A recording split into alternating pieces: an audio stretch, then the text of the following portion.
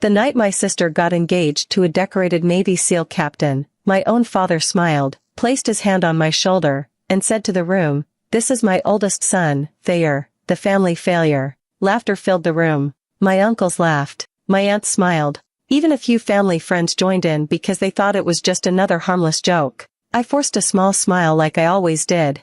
But one person didn't laugh. The groom's expression changed the moment he looked at me. It was like he had just recognized someone he never expected to see. 10 minutes later, he walked across the room, stood straight in front of me, and gave me a perfect military salute. The room became completely silent. In that single moment, the lie my family had believed for 12 years began to fall apart. My name is Thayer Whitlock, and for most of my adult life, my family treated me like I had wasted every opportunity one was given. They believed I had thrown away a successful military career and settled for a simple life fixing broken equipment in office buildings and apartment complexes. To them, I was the son who never lived up to his potential. My younger sister, Eloan, was the complete opposite in their eyes.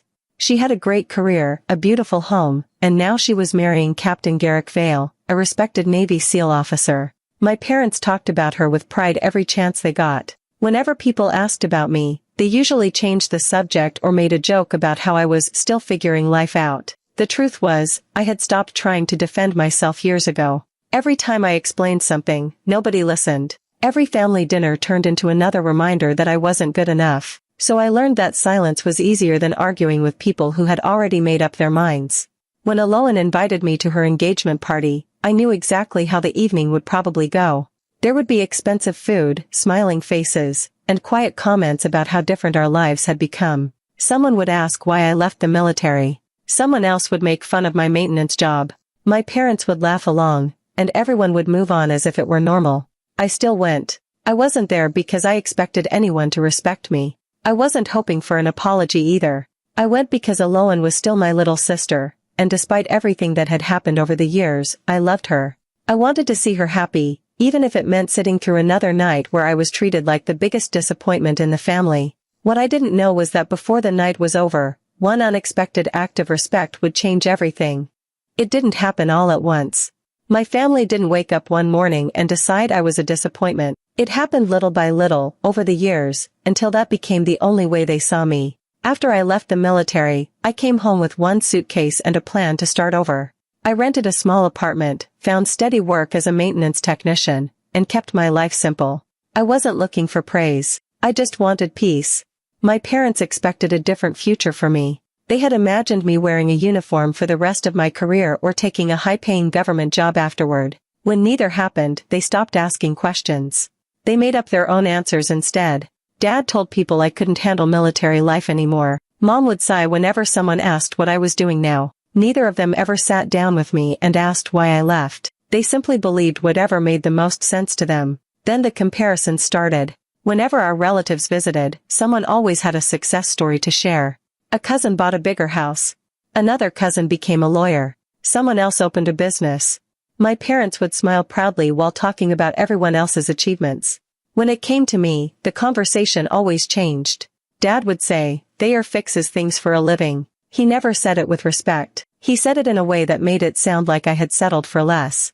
I actually liked my work. Every day I solved real problems, helped people, and earned an honest paycheck. It wasn't glamorous, but it was enough for me. My family never saw it that way. As time passed, invitations became harder to accept. Birthday dinners, holiday meals, and family celebrations all followed the same pattern. Someone would ask about my career.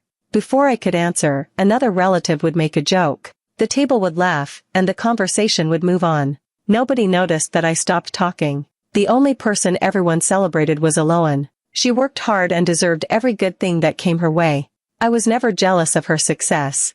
What hurt was how my parents used her life as a measuring stick against mine. They spoke about her with pride. They spoke about me with disappointment. After a while, I stopped expecting anything different. I didn't argue because arguments never changed anyone's mind. I didn't explain myself because nobody seemed interested in hearing the truth. It was easier to smile, finish my meal, and leave before the evening turned worse. Over the years, my silence became another thing they judged. They thought I had nothing to say. The truth was, I had plenty to say. I just realized that some people stop listening long before you stop speaking. So I let them believe whatever they wanted, even when it slowly turned me into a stranger inside my own family. There was a reason I never defended myself, but it wasn't because I had nothing to say. The day I left the military, I signed papers that didn't just end one chapter of my life. They also closed the door on conversations I could never have with anyone, including my own family. Some things were never meant to be shared. I accepted that the day I signed my name. People think silence means weakness. Sometimes it means you're carrying something that isn't yours to reveal. There were days when I wanted to tell my parents everything. I wanted to explain why my career ended the way it did. I wanted them to know I hadn't quit because I was tired or afraid. But every explanation stopped before it even began. The promises I made still mattered to me, even after I put away the uniform. So I built a different life. Every morning my alarm went off before the sun came up. I made coffee, exercised, and followed the same routine I had followed for years. Running, strength training, and discipline had become part of who I was. I didn't do it because someone ordered me to. I did it because I couldn't imagine living any other way. Then I went to work. Most days were simple. I repaired heating systems, fixed broken pipes, replaced damaged lights, and helped people when something in their building stopped working. It wasn't exciting work, but it was honest. At the end of every day, I knew I had earned my paycheck. The people in my neighborhood treated me well. Mrs. Carter from next door often brought me homemade cookies after I helped carry her groceries. The owner of the local hardware store always asked for my advice before buying new equipment. Families in my apartment building trusted me enough to hand me their spare keys whenever they traveled. None of those people cared about my past. They judged me by the way I treated others. That was enough for me. My family never saw any of that. To them, I was just the man wearing work boots and carrying a toolbox. They measured success by job titles, expensive cars, and large paychecks. They never looked beyond the surface. Sometimes their words stayed with me long after family dinners ended. I'd drive home thinking about something my father had said or a joke one of my relatives had made. I'm not going to pretend it didn't hurt. It did. But every time I felt tempted to speak, I reminded myself of the people I had worked beside years earlier. Some of them had trusted me with things far more important than my reputation. Keeping my word meant more than winning an argument at a family gathering. If protecting that trust made me look like a failure, then I was willing to live with that. Not every victory has to be seen. Not every sacrifice comes with applause.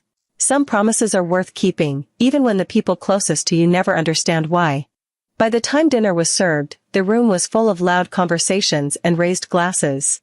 Everyone wanted a chance to speak with Garrick. He was polite to every guest, answering questions about his career without making himself the center of attention. People admired him, and I could understand why. He carried himself with quiet confidence. I stayed near the end of the table, keeping mostly to myself. For a while, nobody paid much attention to me. I thought maybe the night would pass without the usual comments. I was wrong. Uncle Dorian stood with a drink in his hand and smiled across the room. "Now this is what success looks like," he said, pointing toward Garrick. "A Navy SEAL captain. Your parents must be proud." My mother smiled immediately. "We are," she said. "Eloan couldn't have found a better man." Dorian looked at me. "Life is funny, isn't it? One military career leads to this." He nodded toward Garrick. "The other ends with fixing broken toilets." A few people laughed. I looked down at my plate and took another bite without saying a word. Dorian wasn't finished. "I guess someone had to be the example of what not to do." More laughter followed. My father shook his head with a grin. "That's enough," he said, but there was no seriousness in his voice. It sounded more like he was enjoying the joke than stopping it. My mother covered her smile with her glass but never said a single word in my defense. Across the table, Eloan looked uncomfortable. She glanced at me for a second, then looked back at her plate. I could tell she wanted the evening to stay focused on her engagement. She didn't want an argument in front of everyone. I didn't blame her. This was supposed to be one of the happiest nights of her life. A cousin leaned toward me. "So, Thayer, do you at least get free plungers with your job?" The people around him laughed again. I gave a small smile that didn't feel real. "My work keeps me busy," I answered. "That's one way to put it," Dorian replied. The conversation quickly moved on, as if nothing had happened. Waiters brought out the main course. Music continued playing in the background. Guests talked about wedding plans, vacations, and new houses. I finished my meal quietly. The longer I sat there, the more certain I became that I had made a mistake by coming. I had shown up because I cared about my sister, but I didn't need to stay any longer than necessary. When dinner ended, I planned to congratulate Aloan and Garrick one more time, shake a few hands, and leave before the evening turned even more uncomfortable. I wasn't angry. I was just tired. Tired of being the easiest person in the room to laugh at. Tired of pretending those jokes didn't reach me. I stood, picked up the small gift I had brought for the couple, and waited for the right moment to say goodbye, never imagining that someone across the room had been quietly watching everything that had happened. I had almost reached the hallway when Garrick stepped away from another group of guests and walked toward me. "Leaving already?" he asked. "I've got an early morning," I replied. "I just wanted to congratulate you both before I head out." He smiled and thanked me. There was nothing unusual about the conversation at first. He seemed friendly, not forced like some people who were only being polite because we were about to become family. Aloan was pulled away by her friends before she could join us, leaving the two of us standing near one of the large windows overlooking the garden. "You've done maintenance work for a long time?" Garrick asked. "A few years. You enjoy it?" "I like solving problems. Every day is different." He nodded slowly. "That makes sense." I wasn't sure why he looked at me the way he did. It wasn't judgment. It was more like he was trying to remember something. A waiter walked by carrying a heavy tray. Without thinking, I stepped half a pace to the side, giving him a clear path before he even reached us. Garrick noticed. "You saw him without looking," he said. I shrugged. "Old habit." He didn't answer right away. Someone opened the ballroom doors, and a loud burst of music filled the room. My eyes moved toward the entrance for just a second before returning to the conversation. Again, Garrick noticed. "You always keep track of the exits?"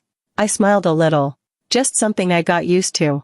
He folded his arms, studying me more carefully. Most people would have let the conversation end there, but he didn't. As we talked, I rested my hand on the back of a chair. My sleeve slid back just enough to reveal a faded scar running across my wrist. His eyes stopped on it. "That looks painful." It healed. He looked as if he wanted to ask another question but decided against it. Instead, he changed the subject. "So what kind of buildings do you usually work on?" "Mostly older ones," I said. "The newer places are easier because the systems are modular." His eyebrows lifted. "You know the difference." "I've spent enough time inside both." He gave a quiet laugh. "I can tell." For the next few minutes we talked about simple things. He mentioned teamwork. I answered without thinking. "The person on point is only as strong as the one covering the rear." The words came out naturally. Garrick's smile disappeared. He looked directly at me. "That's an interesting way to put it." I realized what I had said. "I guess some lessons stay with you." He stayed silent for a moment. "Most people don't describe teamwork like that." I simply nodded. Across the room, Uncle Dorian was telling another story, loud enough for half the guests to hear. Every few seconds laughter echoed through the hall. Garrick never looked away from me. His attention wasn't on the party anymore. It was on me. He asked where I had learned to stay so calm under pressure. I told him experience teaches everyone something. He asked what kind of experience. I answered with a small smile. "The kind that doesn't matter anymore." That answer seemed to bother him even more. It wasn't because he thought I was lying. It was because he believed I was hiding something. As another server passed by, a glass slipped from the tray. Before it hit the floor, I caught it without thinking and handed it back. The young waiter thanked me, embarrassed. Garrick watched the whole thing. "You've got fast hands," he said quietly. "They're useful in my line of work." He gave a slow nod, but I could tell he didn't believe that was the whole story. For the rest of the evening, every time someone spoke to him, his eyes drifted back toward me. It wasn't the look of a man judging a stranger. It was the look of someone trying to solve a puzzle that refused to fit together. The music grew louder as more guests moved onto the dance floor. I slipped outside onto the patio for a little fresh air. The evening breeze was cool, and for the first time that night, everything felt quiet. A minute later, the door opened behind me. It was Garrick. "I thought I might find you out here," he said. I smiled politely. "Needed a break?" He nodded. "Something like that." For a few moments, neither of us spoke. We stood looking across the lights in the garden while voices drifted from inside. Finally, he turned toward me. "Can I ask you something?" "Sure." "Where did you serve?" The question was simple, but I knew it wasn't casual. I took a slow breath. "A few different places," I answered. "Army?" "I'd rather not get into details." He didn't seem offended. "I understand." His answer surprised me. Most people pushed for more. He didn't. Instead, he leaned against the railing and looked out into the darkness. "I've met a lot of veterans," he said. "Most of them carry themselves differently after they leave. You don't." I gave a small smile. Maybe some habits are harder to break. He nodded again, almost as if that confirmed something in his mind. I reached into my jacket pocket to grab my truck keys. As I pulled them out, something else slipped onto the wooden deck with a soft metallic sound. A small coin rolled across the floor before stopping near Garrick's shoe. I bent to pick it up, but he was faster. He lifted it carefully and stared at both sides without saying a word. His expression changed. "Where did you get this?" he asked quietly. "It was given to me a long time ago." He didn't hand it back immediately. His thumb moved over the worn design as if he recognized every mark on it. "I've only seen one of these before." I stayed silent. He looked from the coin to my face. Then his eyes settled on the inside of my jacket, where a faded piece of old stitching could barely be seen near the pocket. Time had worn away most of the thread, but not enough to erase it completely. His eyes widened. "I know that insignia." I looked down for a second before closing my jacket. "It doesn't mean much anymore." "It means something." His voice had become serious. "I've seen that symbol during training." Neither of us spoke for several seconds. I could almost hear the pieces coming together in his mind. His breathing slowed. Then he looked at me with a completely different expression than before. Not curiosity. Recognition. "I don't believe this," he whispered. I shook my head slightly. "Garrick, you were there." It wasn't a question. I looked past him toward the ballroom doors. "The night's about Alohan," I said. "Let's keep it that way." He ignored the suggestion. "I remember the stories." "They're just stories." "No," he replied quietly. "They're not." I reached for the coin, and this time he placed it gently in my hand. He didn't ask another question. He didn't need to. Whatever he had just remembered was enough. I slipped the coin back into my pocket, hoping we could both walk inside and leave the conversation where it was. But one look at Garrick's face told me that wasn't going to happen. He had already uncovered the truth I had spent years keeping to myself. We walked back inside without saying another word. I hoped Garrick would let the conversation stay between us. This night was supposed to be about him and Alohan, not about me. The guests were gathering near the front of the room. Glasses were being filled, and everyone was waiting for the engagement toast. My parents stood beside Alohan with proud smiles. Uncle Dorian was already making another joke to a group of relatives. I quietly moved toward the back of the room. My plan was simple. Listen to the speeches, congratulate the couple one last time, and leave. Garrick picked up his glass and stepped to the center of the room. The conversation stopped. He thanked everyone for coming. He spoke about how happy he was to marry Alohan and how grateful he was to be welcomed into the family. People smiled and listened carefully. Then he paused. "I was planning to tell a different story tonight," he said. "But something happened a few minutes ago that I can't ignore." The room became still. Garrick slowly turned away from the microphone and looked across the guests. His eyes found me. For a second, I wished he would change his mind. Instead, he placed his glass on the table and walked straight toward me. Every person in the room followed him with their eyes. He stopped only a few feet away. Without saying a word, he stood perfectly straight. Then he raised his hand and gave me a formal military salute. Nobody moved. The room was completely silent. I looked at him for a moment before quietly returning the salute. A few guests looked at each other in confusion. Others stared at me as if they were seeing me for the first time. Garrick lowered his hand and faced everyone. "I think you all deserve to know who this man really is." I immediately shook my head. "There is no need." He looked at me with respect. "With all due respect, sir, there is." He turned back toward the guests. "When I began special operations training years ago, there were instructors whose names we were told never to repeat outside certain places. They weren't looking for recognition. They weren't interested in medals or applause. Their job was to prepare others to succeed." He pointed toward me. Thayer Whitlock was one of those instructors. A quiet gasp spread through the room. Garrick continued. "The lessons he taught shaped the way many of us lead under pressure. He trained people to stay calm, protect others, and make the right decision when everything was falling apart." Nobody interrupted him. "You call him a failure because you only see the job he does today. I see the man who helped build the careers of people like me." He looked around the room. "If I have ever earned anyone's respect as a Navy SEAL officer, part of that credit belongs to him." No one laughed now. No one had another joke to tell. The same relatives who had been smiling at my expense only minutes earlier stood frozen. My father slowly lowered his eyes. My mother looked at me with an expression I hadn't seen in years. Uncle Dorian opened his mouth as if he wanted to say something, but no words came out. I wished the attention would end. I had never wanted this moment, but it was too late. The truth was finally standing in the middle of the room, and for the first time in 12 years, Nobody was calling me the family failure. For several long seconds, nobody said anything. The silence felt heavier than all the laughter that had filled the room earlier. Every face was turned toward Garrick, waiting for him to explain what had just happened. Finally, one of my cousins broke the silence. "I don't understand," he said. "If that's true, why didn't anyone know?" Garrick answered calmly. "Because people in those positions aren't supposed to talk about much of what they do. Their work isn't about public attention. It's about preparing others to do their jobs well." Someone else asked, "So he really trained people like you?" Garrick nodded without hesitation. "And many others." He didn't raise his voice or try to make the moment dramatic. He simply spoke with the kind of respect that couldn't be faked. He never needed to prove himself. The people who worked with him already knew who he was. I could feel everyone looking at me, but I kept my eyes on the floor. My father took a slow step forward. His face had lost all the confidence it carried earlier that evening. You could have told us," he said quietly. I looked at him. "Would you have believed me?" He didn't answer. The truth was written all over his face.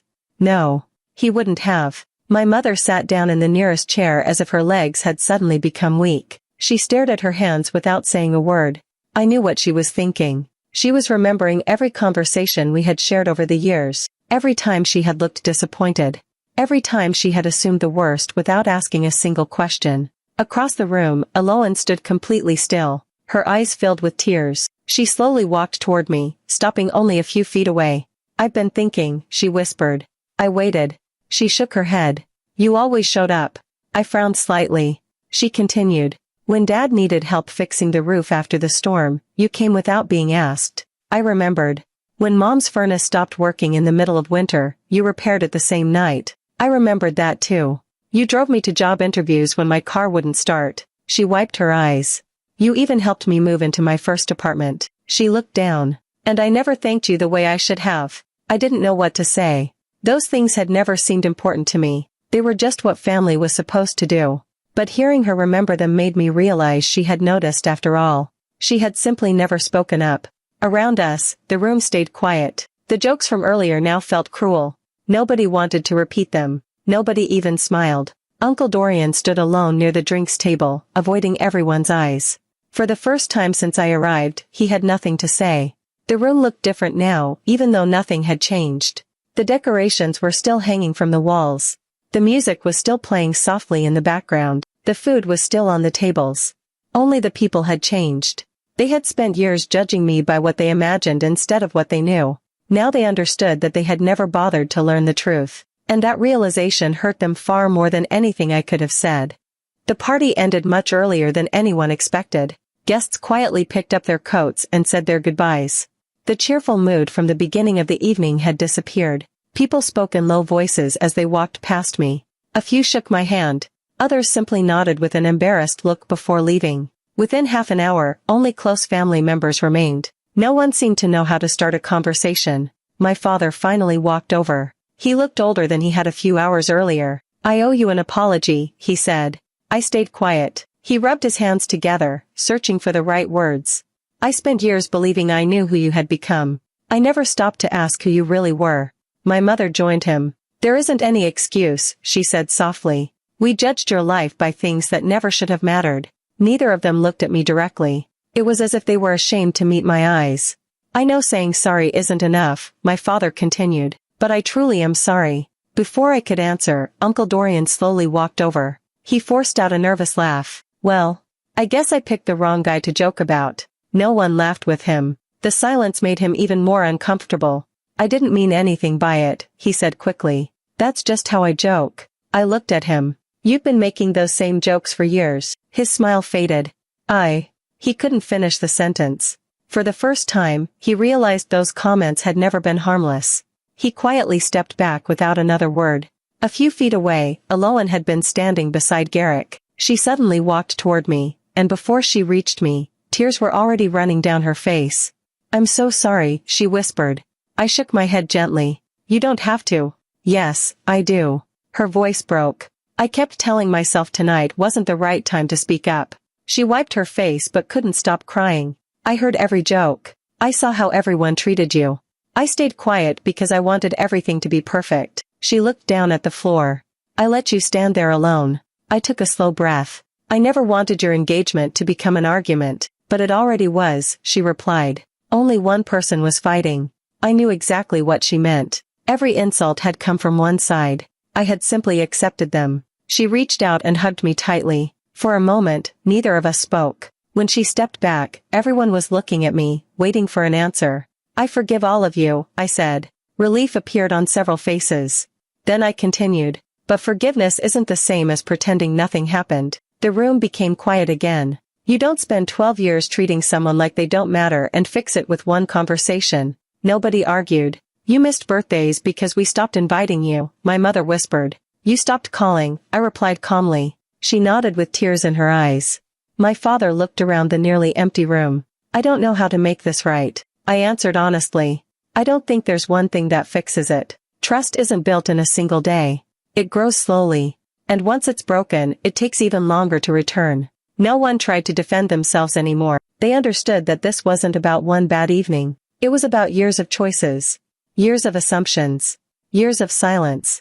As we stood together, nobody expected everything to be repaired before the night ended. For the first time in a long time, we weren't pretending the damage didn't exist. We were finally looking at it honestly. That was the first real step any of us had taken in years. The weeks after the engagement were much quieter than I expected. Nobody in my family tried to pretend that nothing had happened. Instead of sending short messages on holidays, they began calling just to ask how I was doing. Sometimes I answered. Sometimes I didn't. Not because I wanted to punish them, but because I had spent years living without those conversations. It took time to get used to them again. I went back to work the following Monday like any other day. There were lights to replace, doors to repair, and heating units that needed attention. The people I worked with had no idea what had happened at the engagement. I liked it that way. My life hadn't changed. Only the way my family saw it had changed. About 2 weeks later, someone knocked on my apartment door. It was Garrick. He wasn't wearing a uniform. He held a box of coffee and a small bag from a local bakery. I figured breakfast would be better with company, he said. I laughed and invited him inside. We spent hours talking, not about the engagement, but about life. We shared old memories, laughed over mistakes we had made, and talked about the people who had shaped us over the years. For the first time in a long while, I spoke to someone who understood parts of my past without asking questions I couldn't answer. That became a habit. Every few weeks, Garrick stopped by. Sometimes we worked on projects around my apartment. Sometimes we went fishing. Other times we just sat on the porch with coffee and enjoyed the quiet. He never treated me like a hero. He treated me like a friend. That meant more to me than any public praise.